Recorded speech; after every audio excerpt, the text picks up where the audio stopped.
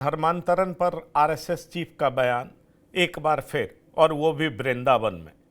तो सवाल ये उठता है कि क्या धर्मांतरण की बात कर आरएसएस चीफ एक बार फिर से हिंदुओं को गोलबंद करना चाहते हैं? धर्मांतरण को लेकर के जो उन्होंने बयान दिया है, क्या ये पीडीए की काट है? बड़ा सवाल ये है कि उत्तर प्रदेश के चुनाव से पहले इस तरह का बयान क्या उत्तर प्रदेश की राजनीति पर क्या असर डालेगा? इन तमाम बातों की चर्चा करने के लिए हम चलते हैं सीधे अपने मेहमानों के पास जो हमारे साथ जुड़ रहे हैं। जी हाँ, हम आपको बता दें कि हमारे साथ समाजवादी पार्टी के प्रवक्ता डॉक्टर एस.के. दुबे जुड़े हैं। डॉक्टर दुबे, आपका स्वागत है। हमारे साथ राजनीतिक विश्लेषक रुद्र प्रताप सिंह जुड़े हैं, आपका भी बहुत स्वागत है। डॉक्टर सुनील कौशिक, वरिष्ठ पत्रकार, जुड़े हैं, आपका भी बहुत स्वागत है। और साथ ही साथ डॉक्टर सुनील शुक्ला जी जुड़े हैं, वरिष्ठ पत्रकार, आपका भी बहुत स्वागत है।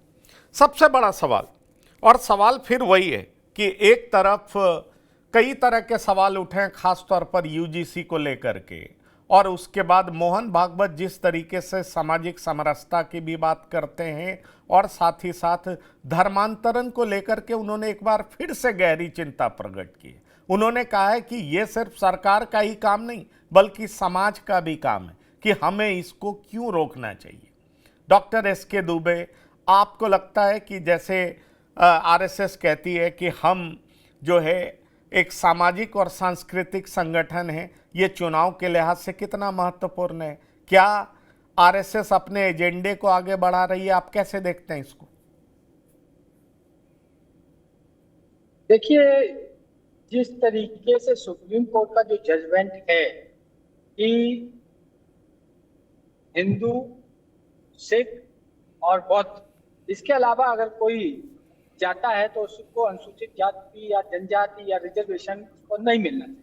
मैं तो इसमें एक चीज और ऐड करता हूँ, सनातन को गाली देने वाला, सनातन के विरुद्ध प्रचार करने वाला, अगर कोई भी जाति का वो व्यक्ति है, चाहे वो सवर्ण हो, चाहे वो ओबीसी हो, चाहे वो SC/ST हो, उसका भी दर्जा छीनना चाहिए। मैं तो इतना यहाँ तक कहता हूँ, क्योंकि सनातन को आए दिन आजकल लोग टारगेट बनाते हैं, और इसमें कहीं ना कहीं ये देखिए, सरकार जब कोई कदम नहीं उठाती है, अंकल जी आपने भी देखा होगा,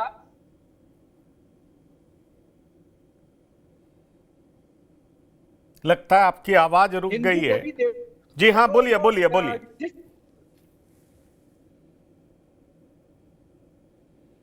दुबे जी, लग रहा है आप यात्रा कर रहे हैं तो नेटवर्क का प्रॉब्लम हो रहा है, लेकिन एक बड़ा चेंज मैं देख पा रहा हूं। समाजवादी पार्टी का स्टेटमेंट। सुनील शुक्ला जी, आपके पास आना चाहूंगा। लग रहा है कि समाजवादी पार्टी भी अपना गोल पोस्ट चेंज कर ली है। समाजवादी पार्टी का ये बयान कि कोई भी सनातन को गाली दे, आपने सुना होगा और मतलब आप समझ गए होंगे। तो दरअसल एक बात बहुत साफ दिखाई पड़ रहा है कि इस पिच पर समाजवादी पार्टी भी अब पुरजोर तरीके से खेलने को तैयार हो चुकी है। अब ये बीजेपी का एकाधिकार नहीं रहेगा, उसके आनुषंगिक संगठन का एकाधिकार नहीं रहेगा, ऐसा समाजवादी पार्टी के प्रवक्ता के बयानों से साफ झलक रहा है। धन्यवाद पंकज जी। वो समाजवादी पार्टी ने या किसी गैर भाजपा ने ये कब कहा था कि वो सनातन के विरोधी है? उन्होंने कब कहा कि सनातन का नाम लेना पाप है या ऐसे लोगों के साथ वो खड़ी नहीं है? वह सनातन के साथ साथ जो अन्य धर्मों के लोग हैं उनके साथ भी खड़ी है। सनातन का विरोध तो किसी राजनीतिक दल ने नहीं किया। इन्हीं की पार्टी में कई धार्मिक ग्रंथ जलाए गए थे ना, जोरदार तरीके से विरोध नहीं हुआ। अब कहा नहीं था पर किया गया था ना, और जो लोग कर रहे थे उस पर त्वरित कार्रवाई नहीं हुई थी। शुक्ला जी, आपको याद होगा, मैं बस केवल रिमाइंड करा रहा हूं। नहीं पंकज जी, धार्मिक ग्रंथों को जलाने वाले तो इस हमारे देश में तमाम समाज सुधार को नहीं किया। नहीं, पर अब समाजवादी पार्टी कह रही है ना कि उनको निकाला जाना चाहिए, उनको आरक्षण नहीं मिलना चाहिए। समाजवादी पार्टी का ताजा स्टैंड है। वही तो मैं कह रहा हूं, ये चुनाव का इफेक्ट है। सवाल सवाल या रणनीति का अंतर है। हर पार्टी चुनाव से पहले रणनीति में परिवर्तन लाती है और चुनाव जीतने का प्रयास करती है, तमाम सियासी पार्टियां। मैं यही आपसे पूछ रहा हूं कि ये बड़ा फेरबदल आप देख पा रहे हैं क्या? नहीं, समाजवादी पार्टी ही नहीं, हर एक दल जबरदस्ती या लालच में धर्म परिवर्तन के खिलाफ है। किसी राजनीतिक दल ने, किसी भी सामाजिक समूह ने, किसी भी स्वयंसेवी संस्था ने, किसी भी इंडिविजुअल ने लालच के कारण या दबाव के कारण या जबरदस्ती धर्म परिवर्तन का समर्थन कभी किसी ने नहीं किया। या केवल ऐसा नहीं है कि इस विषय पर केवल भारतीय जनता पार्टी बोलती रही है या राष्ट्रीय स्वयंसेवक संघ के संगठन बोलते रहे। सभी दलों ने विरोध किया, सिविल सोसाइटी ने विरोध किया और कहा कि जिसकी जो रुचि रही हो वह उसके अनुसार अपने धर्म का पालन करे। यह केवल ऐसा तो है नहीं केवल बाकी धर्म इसका समर्थन कर, बाकी राजनीतिक दल इसका समर्थन करते रहे हो कि नहीं नहीं नहीं, जोर जबरदस्ती से भी धर्म परिवर्तन होना चाहिए, लालच दे के भी धर्म परिवर्तन होना चाहिए, अन्य कारणों से भी धर्म परिवर्तन होना चाहिए। किसी ने नहीं कहा। यह कहा गया, और जो हमारा संविधान भी कहता है कि हमको अपना धर्म मानने की आजादी है। हम किसी भी धर्म के अनुयायी हो और किसी भी धर्म की परंपराओं में मेरा विश्वास हो, इसको मानने की मेरी आजादी है। हर राजनीतिक दल इसका समर्थन करता है। कौन कह रहा है कि नहीं नहीं आप जबरदस्ती धर्म परिवर्तन कराइए, हम आपका विरोध नहीं करेंगे? हर व्यक्ति विरोध कर रहा है, हर राजनीतिक दल विरोध कर रहा है। समाजवादी पार्टी भी इस चलने के साथ चलती रही। लेकिन केवल इस बिना पर कि धर्म परिवर्तन के नाम पर किसी समूह को टारगेट किया जाए, यह उचित नहीं है। जो सर्वोच्च न्यायालय का आदेश है, 1950 का आदेश है, सर्वोच्च न्यायालय ने उसको क्लियर कर दिया कि नहीं, जो लोग हिंदू धर्म को मानने वाले हैं, जो सिख धर्म को मानने वाले हैं, जो बौद्ध धर्म को मानने वाले हैं, उनका शेड्यूल कास्ट का स्टेटस बना रहेगा। लेकिन इसी आदेश में कहा गया है कि केवल धर्म परिवर्तन के नाम पर शेड्यूल ट्राइब को आप नहीं बदल सकते, क्योंकि जो आदेश है उसकी अनुमति नहीं देता। आप शेड्यूल ट्राइब का जो स्टेटस है वह इस बिना पर नहीं ले सकते हैं कि उसने अपना धर्म परिवर्तन कर लिया। अब सवाल इस बात का है कि जिन लोगों ने धर्म परिवर्तन के बावजूद, यानी कि दूसरे धर्मों की परंपराओं का पालन करते हुए भी, जो हिंदू धर्म के कारण से जिनको शेड्यूल कास्ट का स्टेटस मिला हुआ है, इसकी कोई सार्वजनिक घोषणा है, इसका कोई पंजीकरण है, इसका कोई सर्वेक्षण है? कभी देश में हुआ है क्या? कौन किसमें चला गया जिसको आप मानते, जो लोग धर्म परिवर्तन करके, मैं तो कई लोगों को बहुत दिनों के बाद जान पाया कि वो हिंदू धर्म में थे और वो क्रिश्चियनिटी का पालन करते हैं और चर्च में जाते हैं, या जो भी, उन्होंने नाम तक नहीं बदला अपना, उसी नाम के साथ चले आ रहे हैं। निश्चित रूप से कोई भी संगठन, कोई भी समाज लालच, दबाव या डर के बस समाज परिवर्तन को स्वीकार नहीं कर सकता और न करना चाहिए। और इसके साथ खड़े होने का कतई मतलब नहीं है कि आप किसी धर्म विशेष के साथ खड़े हैं। इसका मतलब यह है कि आप सामाजिक समरसता बनाए रखना चाहते हैं, और जो हमारा संविधान कहता है कि हमको अपने धर्म के पालन करने की इजाजत है। जिस धर्म में मेरा विश्वास है उसके अनुकूल अपनी जीवन शैली निर्धारित करने का मुझे अधिकार है। अब यह निर्भर ये करेगा कि जिसको शेड्यूल कास्ट या का दर्जा प्राप्त है, उससे संविधान सम्मत जो सुविधाएं मिल रही हैं उनको लेना है। तो स्वाभाविक सी बात है कि ये जो सर्वोच्च न्यायालय का आदेश है उसके अनुकूल उनको आचरण करना होगा। अगर आप धर्म परिवर्तन करते हैं तो जो संवैधानिक व्याख्या है उसके अनुसार ही आपको मानना पड़ेगा। लेकिन इसका कतई मतलब ये नहीं है, संवैधानिक व्याख्या है वो बात आप जो कह रहे हैं, लेकिन समय समय पर हमने ये देखा है कि संवैधानिक व्याख्या को धाता बताते हुए कि और किस तरीके से अलग अलग तौर तरीकों से धर्म परिवर्तन किया जाता रहा है। बड़ा सवाल ये है कि कोई पार्टी सिर्फ ढोल बजा रही है या उसको लेकर के वाकई चिंतित है। इस पर हम सवाल उठा सकते हैं, क्योंकि एक नहीं कई उदाहरण, और कई उदाहरण देश में लोग व्यापारिक वीजा पर आते हैं और महाराष्ट्र के सुदूर गांव में धर्म परिवर्तन करते हुए नजर आते हैं और वो पकड़े जाते हैं, भारतीय मूल के लोगों के साथ पकड़े जाते हैं। यहां तक कि उत्तर प्रदेश के कुछ गांवों में ये कहकर के भी धर्म परिवर्तन कराया जाता है कि तुम सुखी हो जाओगे, तुम समृद्ध हो जाओगे, तुम बीमारियों से मुक्त हो जाओगे, और पुलिस इस तरह का स्टेटमेंट देती है जब ऐसे लोगों को पकड़ती है। बड़ा सवाल यह है डॉक्टर सुनील कौशिक कि ये जो चिंता कई बार आरएसएस चीफ ने जताई है, और उत्तर प्रदेश में तो योगी आदित्यनाथ हैं, उन्होंने इसको लेकर के कानून भी बनाया है। पहले अध्यादेश लाए, फिर उन्होंने सख्त कानून बनाया। क्या सख्त कानून भी उत्तर प्रदेश में धर्म परिवर्तन रोक नहीं पा रहा है? भाई छांगुर बाबा तो इसी दरमियान पकड़ा है ना, की गिरफ्तारी हुई और जबरदस्त तरीके से गिरफ्तारी हुई। कितने ताकतवर छांगुर बाबा था, उसको कौन कौन सा देश फंड करता था, कैसे वो पुरुषों को कहता था कि आप तुम हिंदू महिलाओं को ट्रैप में लो और उसके बाद कैसे धर्म परिवर्तन कराओ, ये सारी चीजें अब पब्लिक डोमेन में। तो गंभीर सवाल यह है कि इतने कड़े कानून के बाद भी क्या धर्म परिवर्तन का रैकेट और धर्म परिवर्तन जो कि जबरन बहलाकर फुसलाकर जो परिवर्तन कराया जाता है वो जारी है, और इसलिए आरएसएस चीफ चिंता जता रहे हैं, या चुनाव में इसे आप एक बड़े मुद्दे के तौर पर देख रहे हैं कि धर्म परिवर्तन भी एक बड़ा मुद्दा होगा, धर्मांतरण और घुसपैठ भी बड़ा मुद्दा होगा?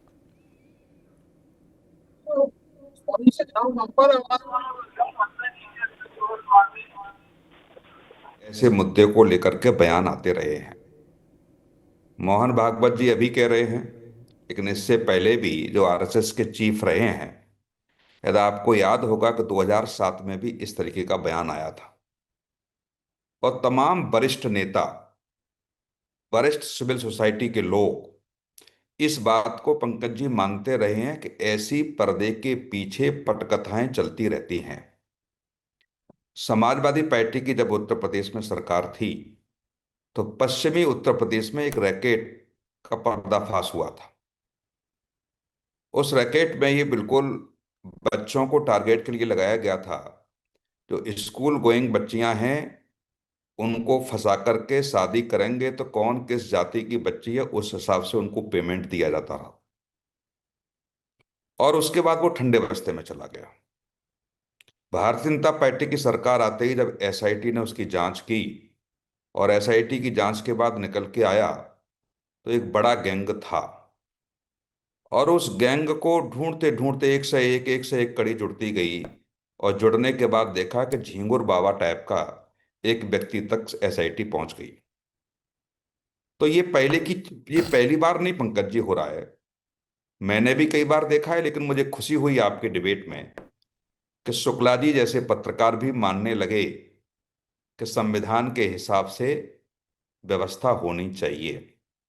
जब संविधान टूट रहा था, जब संविधान के विरोध में जाकर के लोग काम कर रहे थे, ऐसे समूह समाज को विकृत कर रहे थे, और देश में तमाम जगह ईसाइयत के नाम पर कम से कम मैं मान कह सकता हूं 1000 से ऊपर घटनाएं हुई होंगी जहां धर्म परिवर्तन SC ST के लोगों को कराया गया। और जो आपने व्याख्या दी बीमारी के नाम पर, सुखी के नाम पर, धन मुहैया के नाम पर, ये सब चीजें होती रही हैं। तो क्या पहले क्यों नहीं इस पर चर्चा हुई? पहले क्यों सिविल सोसाइटी के लोग सुप्रीम कोर्ट गए? इससे पहले सरकारों ने क्यों कानून नहीं बनाए? वैसे इस बात का है, जो चीजें चली आ रही हैं और हम लोग देख रहे हैं और बार बार मीडिया डोमेन में आती रही हैं, लेकिन उस समय की सरकारें धृतराष्ट्र क्यों बनी रहीं? उस समय ऐसे कानून की आवश्यकता थी तो कानून उस समय क्यों नहीं लाया गया? ये सवाल यहां खड़ा होता है। अब हर चीज चुनाव से नहीं जोड़ी जा सकती। चुनाव तो आएंगे जाएंगे, आते जाते रहेंगे, लेकिन जो विकृतियां समाज में हैं उनको खत्म करने के लिए किसी को भी तो सामने आना पड़ेगा। जब आप सामने आएंगे तो राजनीति भी होगी। और समाजवादी पार्टी के प्रवक्ता ने कहा, बहुत अच्छी बात कही, लेकिन शायद अखिलेश यादव इस बात को समझते, शिवपाल यादव इस बात को समझते, रामगोपाल जी इस बात को समझते, समाजवादी पार्टी के और वरिष्ठ नेता इस बात को समझते कि जो कुछ भी हो रहा था इनकी पार्टी में। नहीं, प्रवक्ता कह रहे हैं इंडिया तो गठबंधन ऑब्वियसली के ये तमाम पार्टी घटक का ही दलों ने बयान है सुनील सनातन को- कौशिक जी। मुझे लगता है प्रवक्ता कह रहे हैं तो ये पार्टी का ही बयान है, डॉक्टर SK दुबे जी। और इसीलिए नहीं, मैंने मैं कहा तो कि क्या मैं तो कह रहा हूं, इसका समाजवादी स्वागत है। पार्टी का रुख सनातन को लेकर के बदला है? बड़ा सवाल है। सवाल यह है कि क्या समाजवादी पार्टी उत्तर प्रदेश की वर्तमान राजनीति को समझ रही है और उसको ये लग रहा है कि उसको अपने रणनीति में परिवर्तन करना होगा? ऐसे कई सवाल हैं जिनका जवाब हम जरूर लेंगे। अभी डॉक्टर SK दुबे जी से बात भी करेंगे, पर रुद्र प्रताप सिंह भी हमारे साथ मौजूद हैं। रुद्र प्रताप सिंह, इस पूरे बयान को आप कैसे देखते हैं? आप ये देख रहे हैं कि एक बार फिर से हिंदुओं को गोलबंद करने का प्रयास है, RSS चीफ द्वारा इस तरह की बात की गई है, या वाकई एक बहुत बड़ी समस्या है, चुनौती है, जिसको लेकर के RSS चीफ पहले भी बोलते रहे और फिर से बोल रहे हैं? और उन्होंने बहुत कुछ कहा है। उन्होंने यहां तक कहा है कि भाई आप जो जन्म का दर है वो अब हिंदुओं को 2.1 से बढ़ा करके 3 कर लेना चाहिए, अपनी जनसंख्या बढ़ानी चाहिए, जो लोग यहाँ रहते हैं वो हिंदू ही हैं, घर वापसी भी होनी चाहिए। पर धर्मांतरण को लेकर के जबरन धर्मांतरण को लेकर के बड़ी चिंता जाहिर की है। तो क्या ये चुनाव से पहले हिंदुओं को गोलबंद करने की कोशिश है? क्योंकि एक कड़ा कानून तो योगी जी ने बना ही दिया है, फिर ये राग अलापने का मकसद आप क्या देख रहे हैं? देखिए पंकज जी, 2-3 इसके पहलू। पहला पहलू तो ये है कि केवल भारत एक ऐसा देश है कि जहां बहुसंख्यक समाज का धर्म परिवर्तन होता है। इसके सिवा पूरे विश्व में कोई ऐसा देश नहीं है जहां बहुसंख्यक समाज अपना धर्म परिवर्तित करे। वहां अल्पसंख्यक समाज के लोगों का धर्म परिवर्तन करके बहुसंख्यक समाज अपने में शामिल करता है। और एक लंबी समय से चलती आ रही प्रक्रिया है, जिसमें बार बार एक बात कहा जाता है कि इस समाज का जो जनसंख्या कैसे बढ़ रही है, एक तो धर्म परिवर्तन से बढ़ रही है, दूसरे जो जनसंख्या बढ़ने का दर है वो ज्यादा है, इसलिए उनका समूह जनसंख्या बढ़ रही है। और इस पे लंबे समय से बहस चलती आ रही है। अब चूंकि ये चुनावी वर्ष है तो हर चीज चुनाव से देख करके जरूर देखा जाएगा, क्योंकि जो अभी के समय में जो आपने अभी कहा कि सपा के प्रवक्ता की भी बात, जो सपा सॉफ्ट हिंदुत्व की तरफ बढ़ रही है वो एक चिंता का विषय तो होगा ही। कारण क्या है कि मैंने क्या कहा पहले भी आपके डिबेट में कि सपा या जो भी गैर बीजेपी सरकारें होती हैं वो 20% से तो शुरुआत करती है, क्योंकि बीजेपी को मुस्लिम समाज वोट नहीं देता है, इससे नकारा ही नहीं जा सकता। अब क्यों नहीं देता है ये तो एक अलग चर्चा का विषय है। दूसरे अगर जैसे बात होती है विकास की बात, अगर विकास पे वोट होता तो कम से कम 20% में से कुछ लोग तो उनको वोट देते। तो ये जो शुरुआत है कि 20% से वो एज लेके शुरू करते हैं, और उनका सॉफ्ट हिंदुत्व क्या है, जो टारगेट है कि जो निचली जातियां हैं अगर उनको हम लोग टारगेट कर लेते हैं तो उसके साथ एक कॉम्बिनेशन बनता है। लेकिन वो एक चुनावी रणनीति का हिस्सा हो सकता है। ये जो समस्या है ये लंबे समय से भारत के लिए बनी हुई है, चाहे वो आप धर्म परिवर्तन के नाम पे बात कर सकते हैं या जनसंख्या की वृद्धि के नाम पे बात करें, और खास करके उन वर्गों में जो अभी सुप्रीम कोर्ट का भी आदेश आया है, उसीलिए कि जो ये परिवर्तन की दर है वो सबसे ज्यादा निचले तबके में है, जिसमें हम एससी को कह सकते हैं, क्योंकि वहीं पर आप चाहे प्रलोभन दे करके या अज्ञानता बस उनको किसी धार्मिक चीजों में फंसा करके, क्योंकि आपने देखा होगा कि जो राज्य इन चीजों से हैं, चाहे वो नॉर्थ ईस्ट के हैं या आप साउथ के देख लीजिए या यूपी में अगर हम बात करते हैं, तो जो निचला तबका है उसमें परिवर्तन की दर ज्यादा है। चाहे उसको आप पैसे से आप कह सकते हैं, प्रलोभन से कह सकते हैं, बहुत सारे छलावे की वजह से कह सकते हैं, बहुत जगहों पे आप देखेंगे कि डर के तौर पे भी चीजें करी जाती हैं, तो किया जा रहा है। तो अगर मोहन भागवत जी इसको सामाजिक सचेतता के तौर पर देखने की कोशिश कर रहे हैं तो मुझे लग रहा है कि ये अच्छी पहल है। हर व्यक्ति को इसका स्वागत करना चाहिए, क्योंकि जैसे मैंने आपको कहा कि केवल हिंदुस्तान एक ऐसा देश है कि जहां बहुसंख्यक समाज के लोगों का धर्म परिवर्तन आप कर सकते हैं। इसके सिवा विश्व का कोई भी ऐसा देश नहीं है जो बहुसंख्यक समाज अल्पसंख्यक में कन्वर्ट हो रहा है। वहां तो बाकी जातियों को लोग अपने में मिला करके उनका नहीं, पर अस्तित्व ही समाप्त कर देते हैं। ऐसा क्यों हो रहा है? ऐसा क्यों हो रहा है? ये सवाल तो फिर उन पार्टियों पर भी उठता है ना जो इसका राग बहुत अलापते हैं। आप ये जान करके हैरान हो जाएंगे, मैं आंकड़ा दे सकता हूं। दरअसल कहा यह जाता है कि इसका डेटा बेस तक नहीं है। 2021 के एक सर्वेक्षण में आपको बता दें कि एक रिसर्च सेंटर ने सर्वेक्षण किया तो 0.7% लोगों ने बताया कि उन्होंने अपना धर्म परिवर्तन कर लिया। अभी सुनील शुक्ला जी कह रहे थे ना कि बहुत सारे लोगों का बाद में पता चलता है, नाम हिंदू है पर वो चर्च जाते हैं, ना सरकारी डेटाबेस में होता है ना कहीं होता है, और कोई एग्जैक्ट आंकड़ा पता नहीं चल पाता है। पर धर्म परिवर्तन अगर बड़े आधार पर नहीं हुआ है तो आखिरकार आप 2011 का आंकड़ा देख लीजिए और आप 1947 का भी आंकड़ा देख लीजिए, आपको पता लग जाएगा कि कितना बड़ा परिवर्तन हुआ है। और उस हिसाब से अगर आप देखेंगे तो 1947 में पूरी जनसंख्या 36.1 करोड़ थी, 84% के आसपास हिंदू थे और लगभग 9.8% मुस्लिम थे, 2.3% ईसाई थे। और अभी अगर आप देखें तो आप ये पाएंगे कि 79.8%, 80% से भी कम हिंदू हो गए।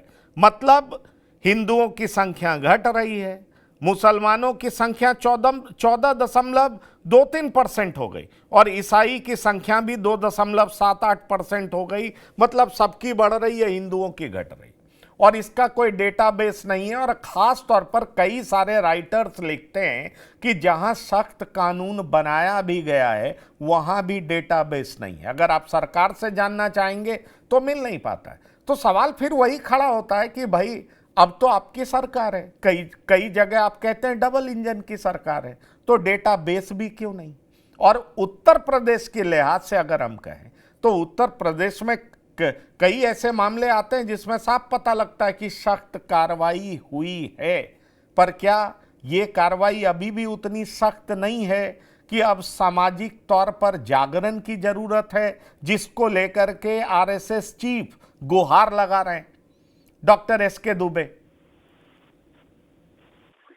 जी देखिए, अभी एक साथी राजनीतिक विश्लेषक बोल रहे थे कि हिंदुस्तान एक अकेला ऐसा देश है जहां पर बहुसंख्यक परिवर्तित होते हैं।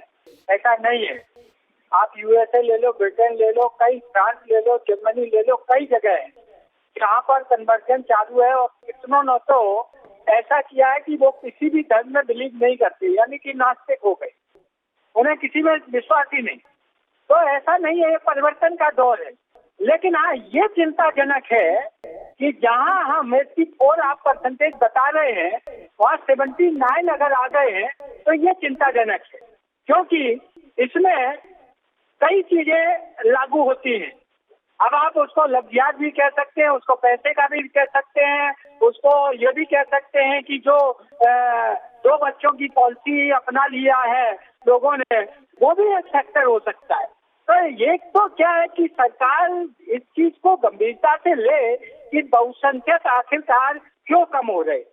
अभी आप जैसे देखते हैं, आपने देखा होगा कि बहुत धर्म अपना लेते हैं, और अभी किसी ने बोला भी कि ये जो ज्यादातर कन्वर्जन होता है वो ये जो एससी वर्ग में है उसमें ज्यादा होता है। और उसका शायद रीजन ऐसा हो सकता है कि आज की जो पॉलिटिक्स चल गई है, जो नए नए नेता बनने का शौक हुआ है, और उन्होंने जिस तरीके से इसके विरुद्ध एक प्रचार करना है, मतलब राजनीति धर्म के विरुद्ध प्रचार करके अपनी राजनीति,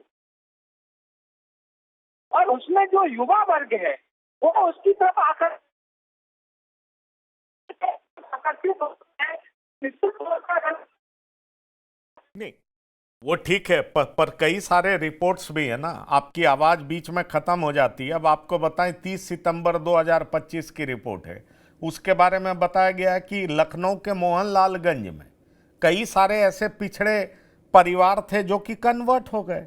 और ये भी बताया जाता है कि भाई कुछ ऐसे गांव हैं जहां पर चमत्कारी इलाज का लालच दे करके क्रिश्चियनिटी में कन्वर्ट कर दिया गया। और ये सुनियोजित गिरोह का भंडाफोड़ पुलिस ने किया है। ये मैं 30 सितंबर 2025 की बात कर रहा हूं, मैं कोई ऐसी बात नहीं कर रहा हूं जो हवाई है।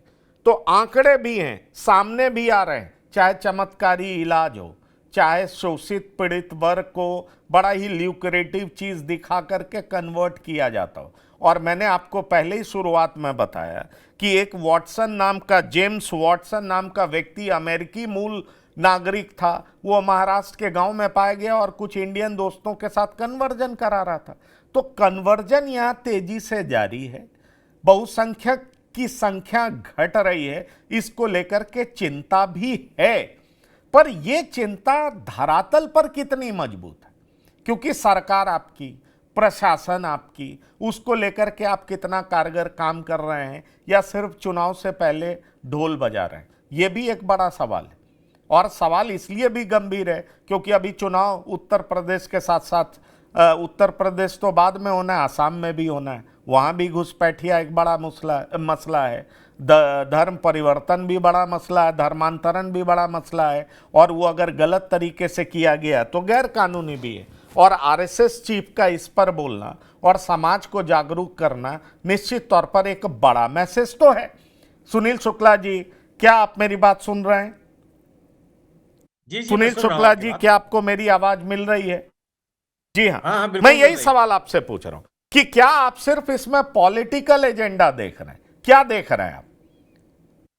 अगर आप धर्म परिवर्तन को केवल राजनीतिक लाभ नुकसान के दृष्टि से देखते हैं, सवाल इस बात का है कि आखिर धर्म परिवर्तन हो ही क्यों रहा है।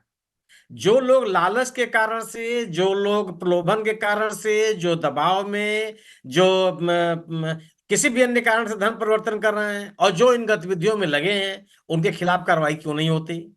उस पर कार्रवाई करने की जिम्मेदारी कितनी है, किसकी है, कितने लोगों की अब तक पहचान की गई है? अचानक से आप शुरू होते हैं। और ऐसा नहीं है, इस देश की सरकारें आज नहीं, 1950 में इसको लेकर गंभीर थी। उन्होंने एक कानून बनाया कि आप दबाववश, डरवश या प्रलोभनवश धर्म परिवर्तन करने की इजाजत नहीं देंगे। यह सरकारों की जिम्मेदारी बनती है कि ऐसे किसी भी समूह का, ऐसे किसी व्यक्ति का, ऐसे किसी भी संस्था की पहचान करें जो लालच देकर के धर्म परिवर्तन करा रही है, जो प्रलोभन देकर के या डर और भय बस धर्म परिवर्तन करा रही है। कितने लोगों के खिलाफ कार्रवाई हुई? 1 दशक से आज भारतीय जनता पार्टी की सरकार केंद्र में है। 1 दशक से लगभग 8-9 साल से सरकार उत्तर प्रदेश में है। कितने लोग, कितने समूहों का आपने पहचान किया? कितने लोगों के खिलाफ आपने कार्रवाई की? किनको आप अंतिम अंजाम तक लेके चले गए? पहचान इस बात की होनी चाहिए। अगर मोहन भागवत साहब इस बात की चिंता करें कि आखिर हमारे में, हम बहुसंख्यक समाज में लोग किसी भी कारण से धर्म परिवर्तन क्यों कर रहे हैं, हम उन कारणों की तलाश क्यों नहीं कर पाते? अगर लोग चिकित्सा के अभाव में और चिकित्सा के लालच में धर्म परिवर्तन कर रहे हैं, तो यह टिप्पणी किसके ऊपर है? यह क्या टिप्पणी सरकार के ऊपर, बहुसंख्यक समाज के ऊपर नहीं है? अगर लोग भयवश धर्म परिवर्तन कर रहे हैं, तो क्या यह, आखिर भय पैदा करने वाला व्यक्ति कौन है? और ये भय पैदा करने वाले लोगों की पहचान क्यों नहीं सरकारें कर पा रही हैं? उनके खिलाफ कार्रवाई क्यों नहीं होती? सवाल इस बात का केवल है कि अगर आपने कहा असम में घुसपैठियों का बड़ा सवाल है। भाई, पिछले 1 दशक से कितने घुसपैठियों की पहचान किया इस सरकार ने? कितने लोगों को आपने घुसपैठियों की पहचान करके आपने बाहर भेज दिया? घुसपैठ को रोकने की जिम्मेदारी किसकी है? केंद्र सरकार की है, केंद्रीय एजेंसियों की है। कितनी कार्रवाई की गई? अचानक जब पिछले पिछले चुनाव में भी ये सरकार लगातार असम में बोलती रही घुसपैठ घुसपैठ घुसपैठ, वहां पे जाके डिटेंशन सेंटर ही बनाए गए। कितने लोगों को डिटेंशन सेंटर में आज रखा गया है? कितने लोगों को बाहर भेजा गया?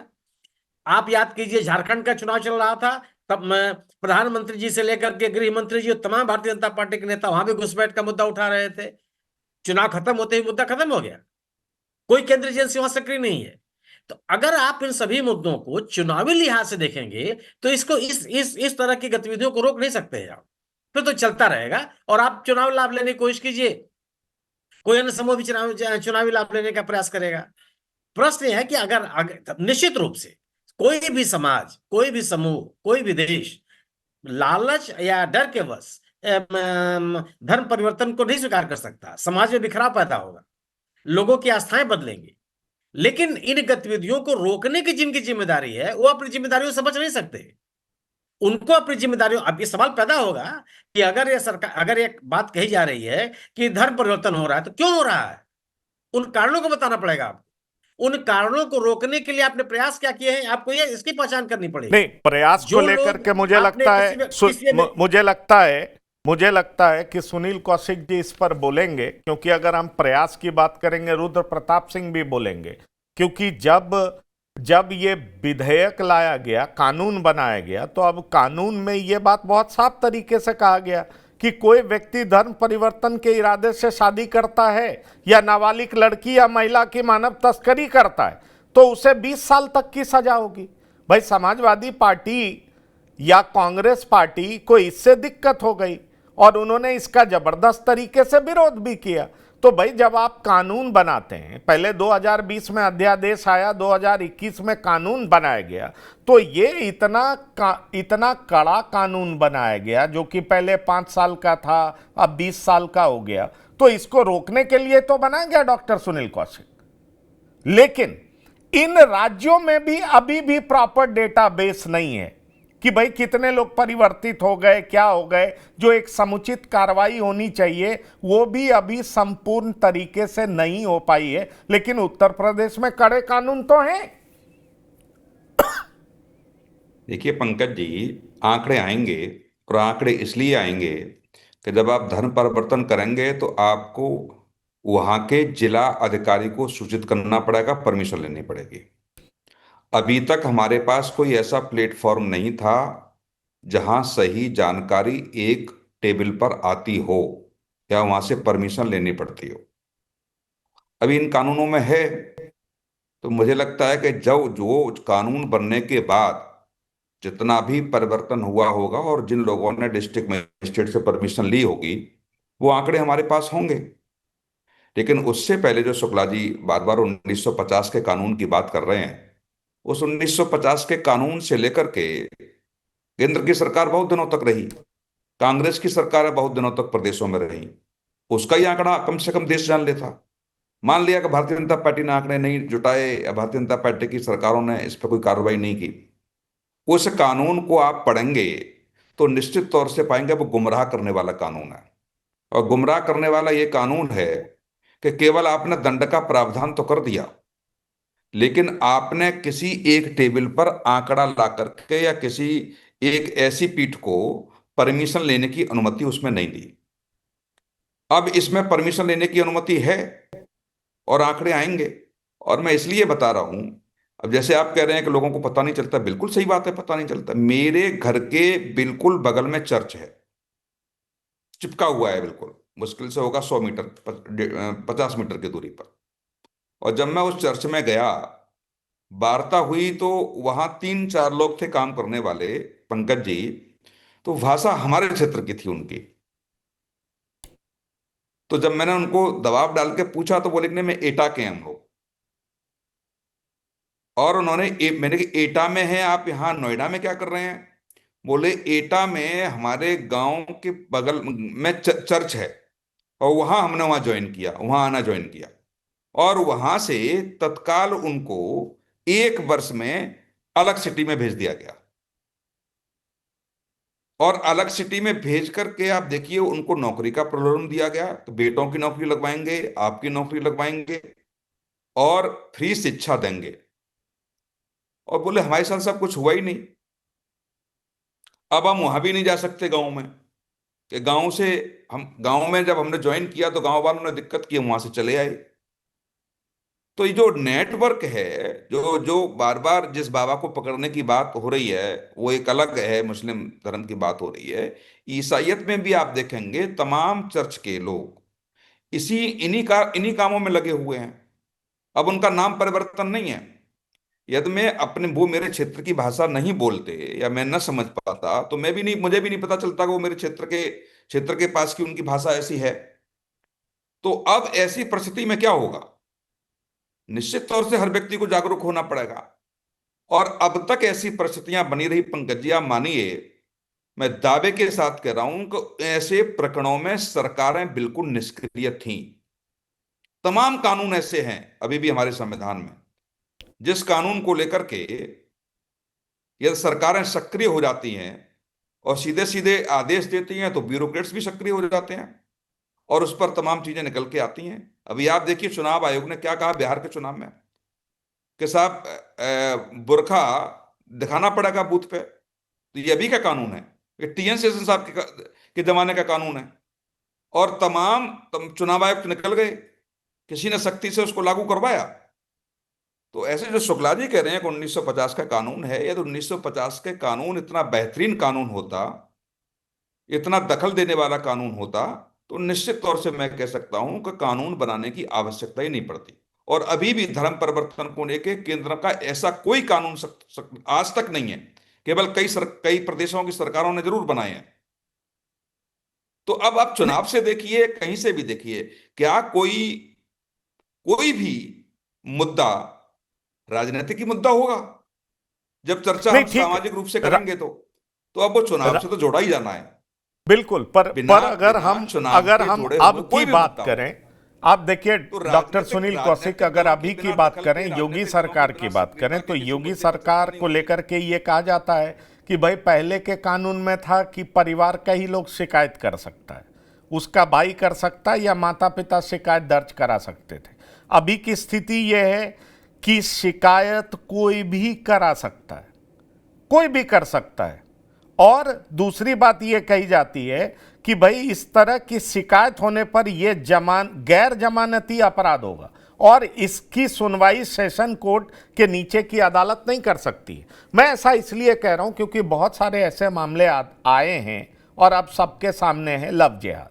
लव जिहाद का पहले मजाक उड़ता था, अब लव जिहाद की हकीकत बहुत सारी लोगों के सामने आई, बहुत सारी लड़कियां आई हैं, बहुत सारे लोगों ने कहा कि किस तरीके से उसको बरगलाया गया, उससे छिपाया गया और बाद में उसको पता लगा कि दरअसल जिसने उससे शादी की उसका मजहब क्या है, उसका रिलीजन क्या है। और ऐसे केस में अब सरकार जबरदस्त तरीके से एक्शन लेती है। पर रुद्र प्रताप सिंह, यही सवाल तो बार बार उठता है कि अगर हम 2018 से 25 के आंकड़े को देखें तो 320 ऐसे मामले हैं जिसमें यह पता लगता है कि फर्जी वीजा पे आ गए, वीजा व्यापारिक वीजा कराने आ गए, धर्म परिवर्तन।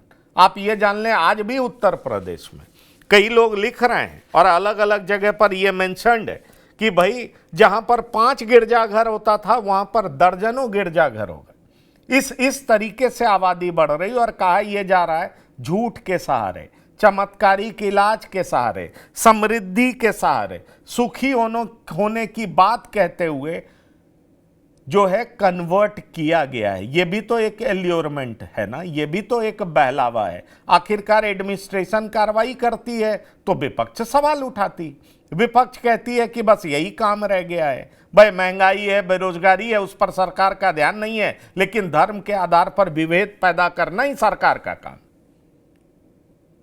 देखिए पंकज जी, अगर ये ऐसी स्थिति और ऐसा प्रलोभन और ऐसा संरक्षण नहीं रहता तो आज ये स्थिति कैसे पैदा होती है। अभी जैसे सुनील जी बैठे हैं, सुनील जी के पड़ोस में ही जो उन्होंने चर्च का जिक्र किया वहाँ एक मस्जिद भी है और जहां पर सुनील जी वो बात कह रहे हैं वहां एक भी मुस्लिम परिवार का घर नहीं है। तो वहां पर ऐसी जगह पर मस्जिद के लिए जमीन देना या चर्च के लिए जमीन देना और उसको वहां पर स्थापित करना, ये किसकी सरकारों में हुआ है। तो ये तो मैं एक एग्जाम्पल के तौर पे इसलिए कह रहा हूँ कि सुनील जी के यहाँ हमारा आना जाना होता है तो उनके पड़ोस में है तो इसलिए मैंने देखा है। ये जो 50-55 साल के जो धार्मिक संरक्षण की बात कही गई और जो मैं बार बार ये कहना चाह रहा हूं कि 20% की जो आबादी है वो बीजेपी को वोट क्यों नहीं करती है। कोई ऐसा कारण क्या है कि जिसकी वजह से कि और भी जो राजनीतिक दल हैं उन्होंने उनके साथ ऐसा क्या कर दिया है, उनके विकास में उन्होंने कितनी बहुत बड़ी महत्वपूर्ण भूमिका निभा दी है कि एक तरफा वोट देता है। क्योंकि केवल एक ऐसा समाज है जो बीजेपी को वोट नहीं करता और वो किसी भी कीमत पर नहीं करता। उसकी वजह क्या है? क्योंकि उसको धार्मिक संरक्षण इन पार्टियों से प्राप्त था। इन पार्टियों के द्वारा उनके किसी भी गलत कृत्य को गलत नहीं कहा गया है और जो लोग व्यक्तिगत रूप से उसके भुक्तभोगी हैं वो इन चीजों को बहुत व्यवस्थित तरीके से बता सकते हैं। बाकी लोग तो हम लोग देखिए सुनी सुनाई देखी दिखाई बातें कह रहे हैं, लेकिन वाकई में जो लोग व्यक्तिगत भुक्तभोगी हैं, यहाँ लोग बहुत वरिष्ठ लोग हैं, उन लोगों ने उनके शासन काल में ये चीजें देखी है, बहुत करीब से देखी है कि ऐसे किसी भी मामले में सरकार की तरफ से पूर्ण तरीके से निर्देश होता था कि इस पे कार्रवाई नहीं होगी। तो जब कार्रवाई नहीं होगी, मामले दर्ज नहीं किए जाएंगे, प्रशासन का सहयोग नहीं होगा तो कौन इस बात को आगे बढ़ाएगा। यही तो प्रक्रिया चली जो आपने आंकड़े गिनाए कि जब आजादी के समय 94% से आज 79 तक हम कैसे आ गए। 14-15% का बहुसंख्यक समाज की आबादी में 84 से 80 लगभग 80 4 कुछ % घटे हैं और लोग बढ़े हम घटे। मैं वही कह रहा हूं ना, घटने में इसका जो टोटल आंकड़ा होगा वो भी बढ़ जाएगा। कारण क्या है कि वो बड़ा अमाउंट घट रहा है परसेंटेज में, तो 4-5 करोड़ लोग घटे हैं। कहने का मतलब ये है कि 4-5 करोड़ की आबादी घटी है। तो ये किसके संरक्षण से हुआ? नहीं, वही तो मैं कह रहा हूं। 2016 में जाकिर नाइक का एक स्टेटमेंट था, बड़ा चर्चित हुआ था। उसने कहा था हिंदुओं का धर्म परिवर्तन कराना बहुत आसान है और उसने एक देवता का नाम लिया, उनके स्वरूप का नाम लिया, गणेश जी का, और बताया कि अगर हम लोगों से ये कहेंगे कि किसकी पूजा तुम कर रहे हो तो लोग बड़ी आसानी से परिवर्तित हो जाते हैं। तो जाकिर नाइक भी ये मानता रहा कि भारत देश में धर्म परिवर्तन कराना बहुत आसान है। और ख़ासतौर पर अगर आपको ये मालूम है कि अगर हम आंकड़े देखें जो कि हमने आपको बताया कि 2011 के आंकड़े क्या कहते हैं, अभी 21 का होना था, कोविड की वजह से हो नहीं पाया, 26-27 में होना है तो असलियत पता चलेगा। और आपको बता दें, कई लोग अलग अलग तरीके से जो सर्वे करने वाले हैं उनका ये कहना रहा है कि अगर असलियत में पता चल गया कि आंकड़े ये हैं, क्योंकि लोग जो कहते हैं हम उसको ट्रस्ट कर लेते हैं, नाम के आधार पर हम लोग आंकड़ों में डाल लेते हैं। अगर असलियत आंकड़ा सामने आया तो लोगों के पैर के नीचे की जमीन हट जाएगी, हिल जाएगी। बहुत तरह की ऐसी बातें होती। Doctor S K. दुबे, मैं फिर वही आपके पास आ रहा हूं। धर्मांतरण आपको दिखाई पड़ता, चूंकि यूजीसी के बाद बीजेपी के वोट बैंक को लेकर के बहुत तरह के सवाल उठ रहे हैं कि उनका वोट बैंक बटा है, आधार वोट बैंक इधर उधर बिखरा है। और आपने पीडीए को बड़े प्रमुखता से उठाया है, मॉडरेट हिंदुत्व भी आपने अपना लिया है। आपको लगता है कि बीजेपी रणनीति के तहत ऐसा कदम उठा रही है, पीडीए की काट ढूंढने का प्रयास कर रही है बीजेपी?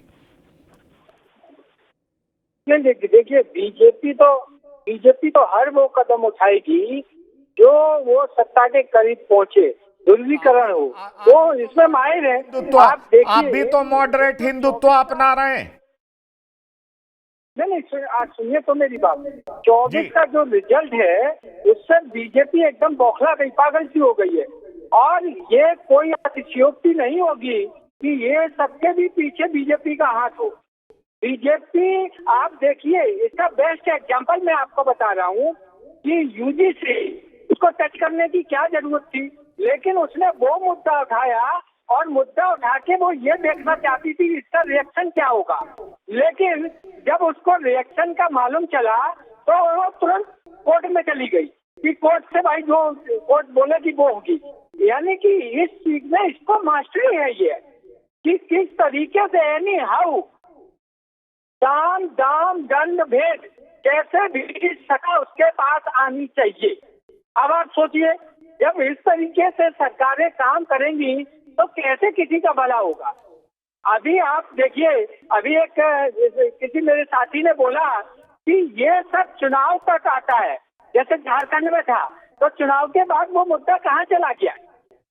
आप देखिए, मैं एक यूट्यूबर थी, कोई लड़की चैनल थी उसका बहुत अच्छा कवरेज था इस मामले में झारखंड से, कि किस तरीके से प्रलोभन देके, जो आपने भी बताया कि झाड़ फूक करके, दबा करके, यानी कि सरकारें क्या करती है, आखिरकार सरकार किसके लिए बनती है, सरकार की भी कुछ जवाबदारी है ना। और लोग, जब आप आम जनता को दवा मुहैया नहीं करा पाएंगे, इलाज मुहैया नहीं करा पाएंगे, तो जनता कोई ना कोई विकल्प ढूंढती है।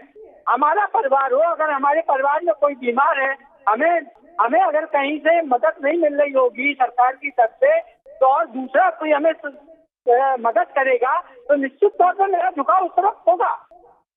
तो सरकार क्यों नहीं करती है? अभी आप, और दूसरी जो चीज थी कि हिंदू नाम है, निश्चित तौर पर है हिंदू नाम। मैं आपको बता दूं, मैं बड़ौदा में मेरे ऐसे कई दोस्त हैं जो क्रिश्चियन है, लेकिन नाम होगा महेश चौहान। अब आप सोचिए, महेश चौहान सोच कर आप सुनकर आप क्या कहेंगे कि ये तो हिंदू ही होगा, लेकिन वो कौन है? क्रिश्चियन है। तो इस तरीके का जो है वो भी प्रचलन है, आप आइडेंटिफाई नहीं कर सकते। तो अगर इस तरीके से आइडेंटिफाई नहीं होगा, दुबे जी आइडेंटिफाई नहीं कर सकते, इसकी बड़ी वजह यह है कि आज से 10 साल पहले अगर कोई इसका जिक्र करता था तो वो कम्युनल करार दिया जाता था, कहा जाता था इसकी बात ही आप क्यों करते हैं। अभी भी सिविल सोसाइटी के कई लोग हैं जो कहते हैं धर्म परिवर्तन की घटनाएं तो 100 साल पहले होती थी, अब नहीं होती है। कोई अपनी इच्छा से धर्म नहीं छोड़ता है, उसकी कई वजहें होती हैं। ये बात वो कहते हैं, ठीक है कोई अपनी इच्छा से धर्म नहीं छोड़ता है, लेकिन उसकी वजहों में कई सारी वजहें हैं ना। एक वजह ये भी है, लव जिहाद भी है, उसका भी हकीकत दिखाई पड़ता है। एक वजह हमने देखा है कि भाई जिम से लेकर के मेडिकल कॉलेजेस तक के केसेस आए हैं कि किस तरीके से बहला फुसला करके धर्म परिवर्तन कराया गया है। अभी इस लखनऊ के एक रेपुटेड मेडिकल कॉलेज के डॉक्टर की घटना भी हम लोगों के सामने आई है कि किस तरीके से वो कई महिलाओं से, हिंदू महिलाओं से उसने शादी की, और उसी ने नहीं की, उसके पिता ने भी। बड़ा सवाल ये उठता है कि पहले जब इस तरह की चर्चा होती थी तो कहा यह जाता था कि भाई ये कम्युनल है और इस एजेंडा को आगे बढ़ा करके वोट साधने का प्रयास कर रहे हैं।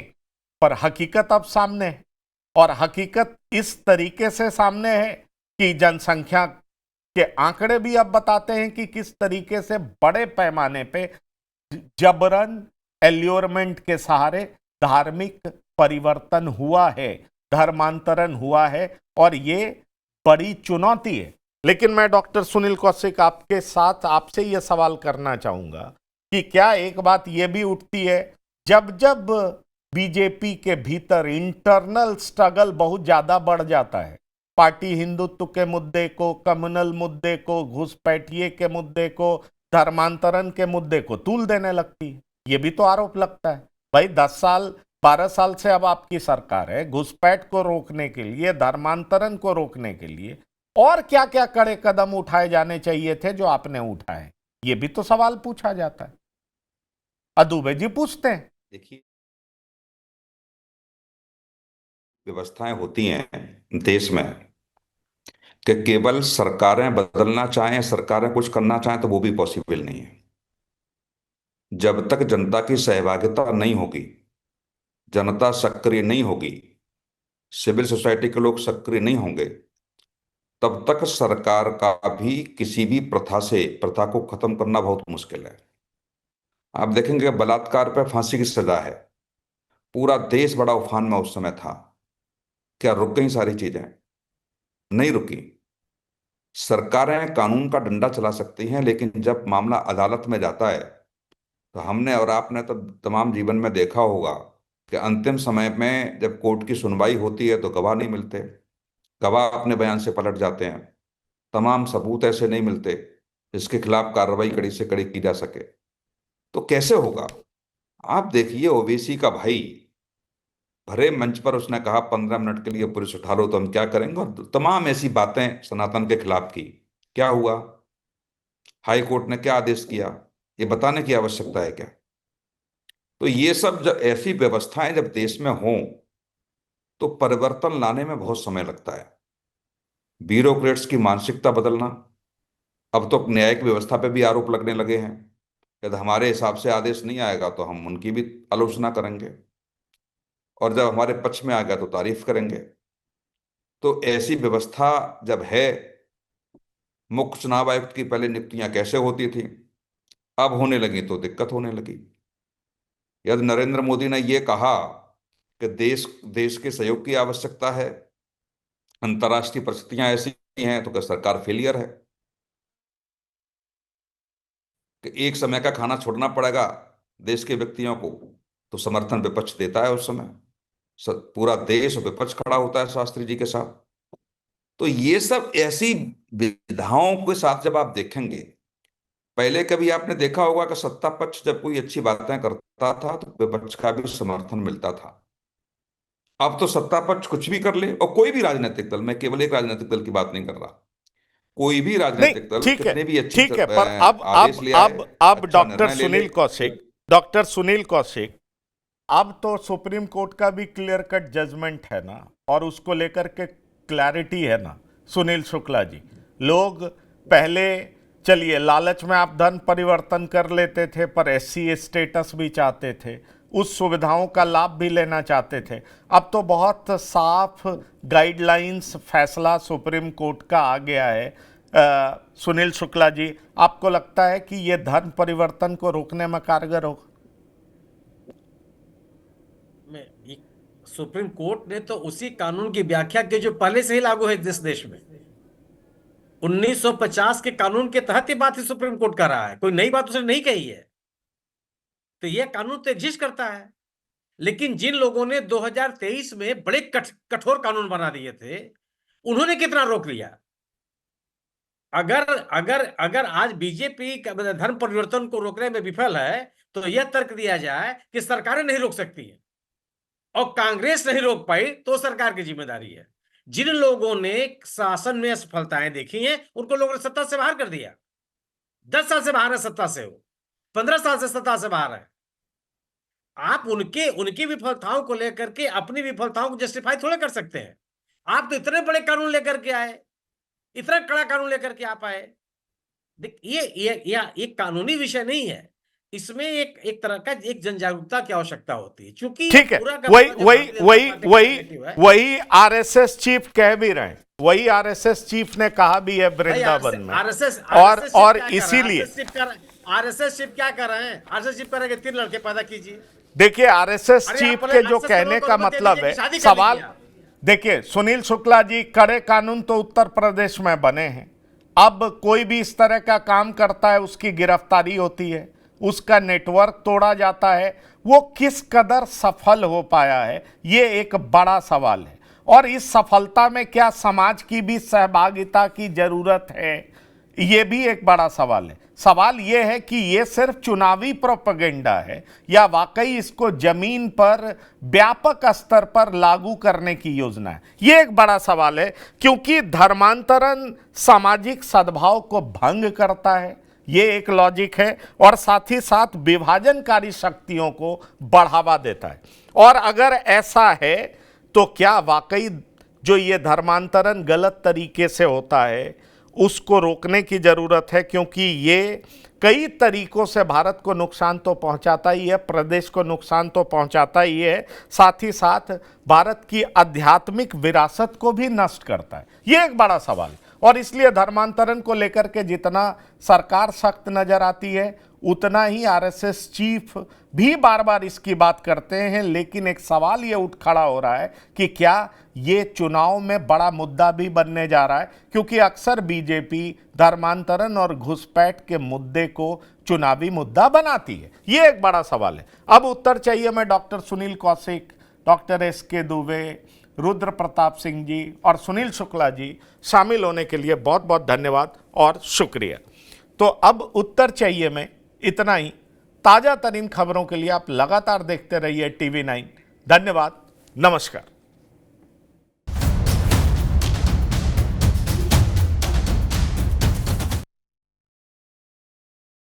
अब उत्तर चाहिए ब्रॉट टू यू बाय आरप्योर का हल्दी मसाला, मिर्च धनिया करे कमाल, सबका राजा आरप्योर मसाला। अब छोलिया हो या लोबिया, सफेद चने या काले चने, सब कुछ मजेदार बने। अब आया असली स्वाद। अब आया स्वाद। जब स्वाद के पड़े हो लाले तो MDH का चंकी चाट मसाला डालें। MDH का चंकी चाट मसाला। MDH। अरे श्रीमती जी, कुछ तो सस्ता लो, बचत करो। नहीं श्रीमान जी, सब बढ़िया लो, रहने दीजिए। इसमें क्या खास बात है? थोड़े में ज्यादा स्वाद, यही तो है इसकी खास बात। वाओ मामा, क्या स्वाद है। अरे मेरे राजा, सबका राजा आरप्योर मसाला। मेरे पास है आरप्योर पाव भाजी का मसाला। आरप्योर पाव भाजी मसाला, पाव भाजी को टेस्टी बना डाला। सबका राजा आरप्योर मसाला। थोड़े में ज्यादा स्वाद, यही तो है इसकी खास बात। वाओ मामा, क्या स्वाद है। अरे मेरे राजा, सबका राजा आरप्योर मसाला। तो सस्ता लो, सब बढ़िया लो, इसमें क्या खास बात है? थोड़े में ज्यादा स्वाद, यही तो है इसकी खास बात। सबका राजा आरप्योर मसाला। MDH का किचन किंग किचन में हो तो हम सब कुछ बना सकते हैं। बैंगन का भरता, आलू गोभी, भिंडी मसाला और भी बहुत कुछ। MDH।